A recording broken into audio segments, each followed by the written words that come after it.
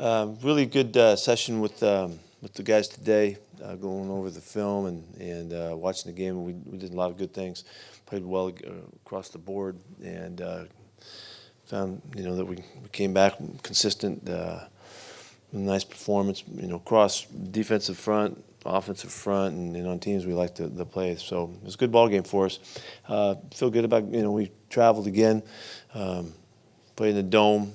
And all that, and got through it and didn't bother us and played good football. So we're getting ready for another week. Everyone make it out all right, injury-wise? Yeah, we're in pretty good shape. A couple guys we got to wait and see just as they recover and all that, but we're in good shape. KJ came back all right. Ed came back okay, and those were the guys that were of concern going into the game, and Deion Jordan as well. Those guys all came back pretty good. He should be fine. He was all but ready to go. We just wanted to wait one more game, and as we got to the end of the week, and Deion was really healthy and looking good, so we went that way. So he'll be back battling again to play this week. You guys have been using George Fant quite a bit in that kind of tight end role. Just how much has he given you in terms of an extra big? It's been obvious that he's helped us. And I might have mentioned it to you that when you put a guy there that weighs 50 pounds heavier than the guys that are playing, or 60 or 70 pounds heavier than some of the guys that play tight end for us, it makes a difference. He can make good movement at the line of scrimmage and pass protects well, and he runs some really nice routes too. How do you look out in the slot when Yeah, we opened him up to see what kind of threat we could generate, and let him know that we may go downtown to him. Have you ever thrown to him in practice? Matter of fact, I have. Yeah. And so is Russell. Yeah. Even better. Yeah. Better yet. J.D. McKissick, will he be back this week? Not this week. Got one more. With Nas Jones, is it just as simple as guys above him are just playing better? Or? Yeah, a little bit about game plan. Nas has been doing a nice job, but about the style of play that we're facing and who they're up against and things like that, making those kind of game plan determinations. That really is up each week, and we talk our way through that and see which way we want to go with all of our guys that are kind of in that position. Could you clarify with McKissick, is he just not physically ready back, or does he, per the rules, have to wait? No, he had to wait 8 weeks. Seems like Jacob Martin's been getting involved in pass rush more these last few games. Yeah, a couple weeks ago we just put him in there some more just to get his speed on the field, and he did a nice job. Looked good in the Raider game. Had some effect there, and he gives us activity, and he's also a good special teams guy. So we're seeing more of him. We're getting a better feel for him. So he'll continue to be in the mix. How important was Justin Coleman's interception yesterday, and what has he added to the secondary this season? Yeah, it was a big play for us. They're knocking on the door again, and could have put us in a situation with onside kicks and all that kind of stuff. And so it was a big play. It was a particularly good catch and a better job of staying in bounds.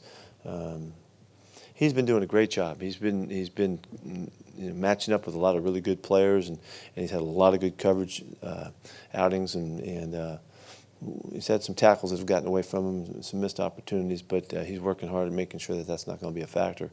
He's a really good player. I don't know if you noticed, Akeem King had some nice tackles on punt coverage, but Justin had just as much a play in that by forcing the other side of the coverage to make those opportunities available, but just giving great effort flying down the field and doing things exactly right. So he's a real integral player for us, and we love what he's doing. How comfortable? Go ahead, Art. Art continues to get bumped out here, so go ahead. Going by height. You mentioned on the radio this morning that Russell, on his 3 touchdown passes, the receivers were not open at the time he threw, and he connected. Is that something you have been working with him to? Russell's he's always trusted the receivers. He always wants to give them a chance to make a play. I mean, you talked to him about it. He knows if he puts the ball up there that even in really tight coverage situations that those guys can make plays, and it couldn't have been more evident. 3 or 4 times yesterday, and. It's a real good knack he has, and he's found spots in this. The throws aren't always perfect, but those guys get a shot at it. Just look at the play that David made on his touchdown, and the other one he made in front of our sidelines. Those were fantastic plays when really the coverage was really good. But Russell throws the ball with velocity to put our guys, in the advantage, and he does that because those guys can make those plays. Tyler's play was a great separation just as the ball was coming in. Ed's play took it right off the top of the guy's helmet, you saw the ones from David. I don't know how the heck that one happened. Tipped the ball up and all that. So that's something he's always believed in, and he's been really good at doing that. How comfortable do you feel Ed Dixon looked out there in his first He game? looked really good. He didn't play a lot of plays. We were able to keep his play numbers, really in check a little bit so that we could get him started. But he was comfortable. He played quick and blocked well. A couple mistakes that you would think that could happen, a couple things here and there. But he did a good job, and it was really encouraging, to see him play and look good out there. What stood out to you about the run defense? Well, it starts right, like with Jay Reed, Jay Reed and Shamar, those guys in the middle. Those guys just controlled the line of scrimmage well and allowed Bobby and KJ to get in position to make their plays. Deion Jordan contributed well. They all did. Quentin did a nice job too. If you noticed in some nickel situations that Bradley McDougall made some really nice plays fitting in too. So what's happening is we're really comfortable with the scheme. The guys know what's asked of them. They're practicing really consistently, and so we're finding good consistency where you can really count on guys to play the blocks the same way. And that's what the run defense is all about: discipline and consistency. And our guys doing a good job scheme-wise. Was Sunday one of the best games you've seen Russell play, just in terms of being able to do everything, It was one of them. He's played a lot of good games. You can't be any more efficient than he was. 80% completion and 3 touchdowns and all of that. Third down was really good. We were cranking on third down till the fourth quarter. We missed a few in the fourth quarter, but we wound up at 50%, which is really our goal every week. It was really complete. And then he helped in the running game, and he ran the football and helped us, made first down running and set up another one. And so it was a really well-rounded game. It's great to say that, and he only threw the ball 17 times. He had that much effect on the game. He hit everything. So it was one of the most complete games, I guess you could say. Brandon Marshall only played two snaps on Sunday. What's his role now? Well, just we threw the ball 17 times, and there's not a lot of chances, so it just didn't work out for him. He's been working hard. Did Vinette come out okay as far as his back is concerned? He did, yeah, no issues. We've seen Tyler. His mom would be glad you asked. That was a nice thought. Came out fine. We've seen Tyler just get behind defenses quite a few times, and I know he's had his speed back for a while, but after he broke his leg, when did you feel like that was all the way back? It really wasn't all the way till the next season.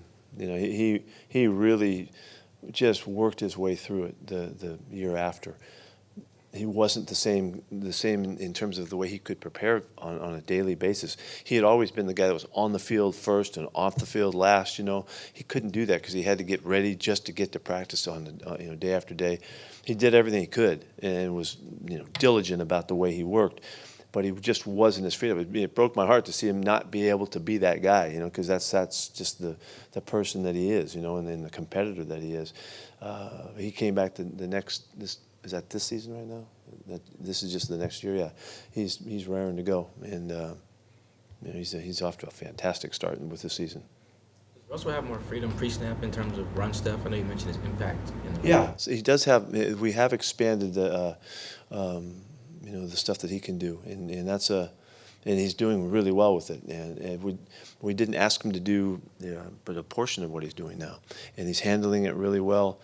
He's made some great choices. He surprised us with some things that he was able to see, and like the good QBs do, they can get a sense for a guy just looking at him across the line of scrimmage that we can't see from the sidelines, and feel what's going on with the call that they're making, and he's put us in really good positions consistently.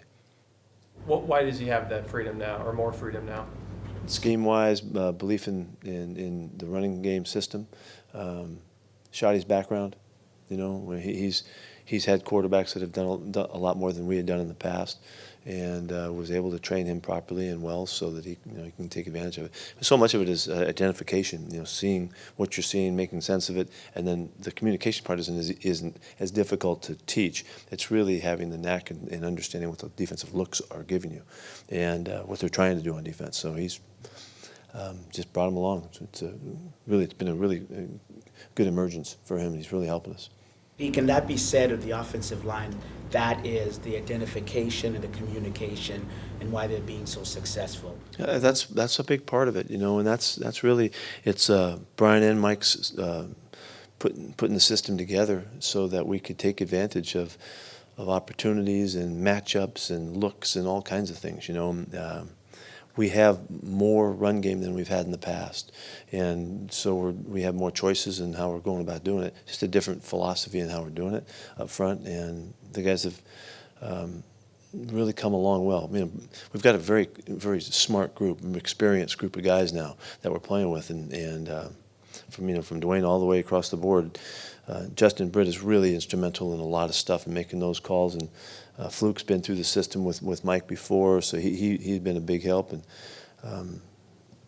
we're in pretty good setup right now. We're just kind of hitting it. I think we got a chance to get a lot better as we move along through the challenges of the season. Is it kind of illustrative of the confidence you have in those guys that you were able to do some unbalanced stuff, having Dwayne and Sweezy pull, and you seem like you're adding to the mix of what you're comfortable with and all the aspects? Yeah, I think we're still growing too. We're still learning what these guys are capable of doing, and you saw us put a little trust in Dwayne, getting on the edge and doing a couple things. He looked great doing it.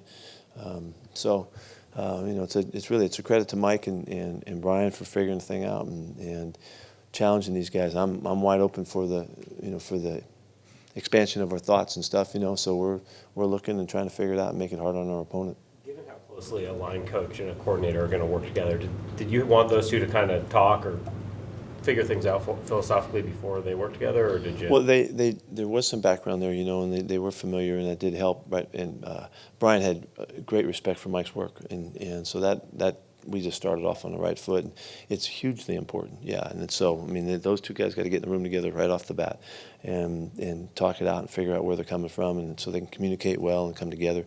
That happened, very quickly for us, but not quite as quickly as I wish it would have happened. So a couple games in the season before we really got lined up. Now you said you like Michael Dixon's run and Tedrick's forced fumble. Does DJ Fluker's block on snacks on Chris's run rank up there in your favorite plays from Sunday? Yeah, that was part of it. I think really I was asked that I think on the air today about the favorite touchdown of the game, and I got caught up thinking about the passing game, but it was the run and play and Chris's finish on the touchdown run. But the line of scrimmage really moved well. Yeah, the guys did a nice job of wadding that thing up. Fluke's got a lot of key blocks, and he's done a lot of good things. But it's really those guys working together that makes it happen. It's not any one guy. They can't function without each other, and they're doing a beautiful job of that right now. What stands out to you the most about the way Carson runs the ball? Chris has got a big style. He can run. He can run in traffic. He looks good in the open field. He has a real aggressive nature to him in his style, and he'll attack guys, which is part of the run style that I always really like. Guys that will attack, the defense, attack individual players, but then also make a miss. Chris does all of that, and he's got a real good balance about him. His feet are apart when he's making his moves, and he's getting real good lateral movement in when he's making his choices. And you'll see him just bring it together and go tear somebody up when he gets a chance too. So it's a real nice style that he has. One that really showed up. I thought it was pretty clear when we looked at him coming out, and he's never disappointed us in bringing that to life. And you don't know if a guy gets in the league and he's going to still be a hard knock football player, but he certainly has brought it. Any negative or 0-yard runs? How important is those times where it isn't blocked cleanly and he can still get? Yeah, really historically the really good running backs always have a knack for getting out of trouble, and making something out of nothing. And that sometimes penetration happens, somebody runs through, a guy slips in a block or whatever, and the play starts all over again for the running back. And those guys that are creative and really quick and can respond, those guys are always the ones that that seem to be the guys that are consistently good. They keep you from trouble. They keep you from those minus. Second and 11 is really hard. And you make a second and 8, out of a play, and it's a big difference in how you approach it. So he seemed to have a good knack for that. How did Michael Dixon's run look on film? Ed Dixon? Ed when he caught the ball in the open field? Oh, you mean Mike? Oh yeah. 9 yards of carry. Yeah, he's got a heck of an average. He made once he made his decision to go, he went for it, and he put his head down and barreled across the sticks.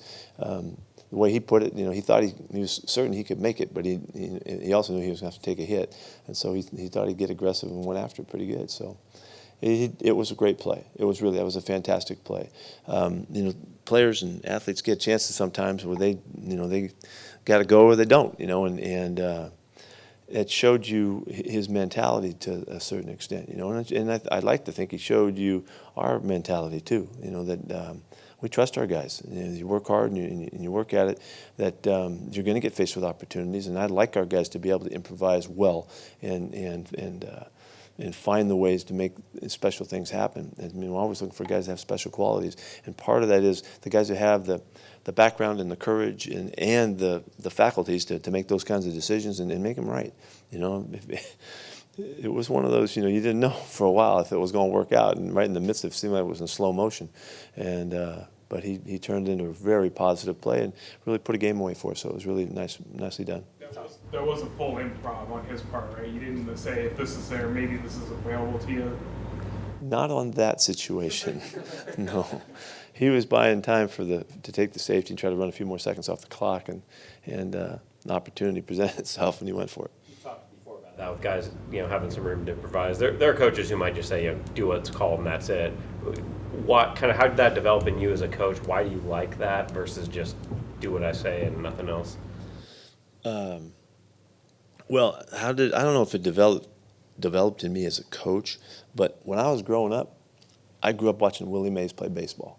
And if you guys ever had a chance to see what he was like, I watched him through most of his career, all of his career in San Francisco. And the guy always played with the sense that he was looking to do something special if you gave him half an opportunity. And lots of times he just created it. I grew up thinking that's the way you should play. He was my hero. He was everything to me when I was a kid. And that's the kind of play he would make. He'd see a situation and he'd do something nobody'd ever think you could possibly pull off, and he would. And he didn't always do it, but he did it enough where he was all time, So, as crazy as that connection sounds, I think I've always thought that way, and I've always felt like that's the way you should play the game and go for it and see if you can make stuff happen. And that's why I've always, in my coach, I think that way. I've always encouraged the guys that I coach to look for those kinds of opportunities and not be afraid of what they're going to do wrong and the mistakes that they're going to make. There's always a line to be drawn, and there's certain guys you don't let have that kind of freedom. And but that's why that's I said something to Mike a couple weeks ago about it, and so. The fact that he could put that together and utilize it at a time like that and make a play like that just shows you the kind of athlete and the kind of competitor he is, Had you not given him that chance, he might not have done that, So, I don't know, pretty cool. Did you hear that he didn't know how far he had to get for the first down?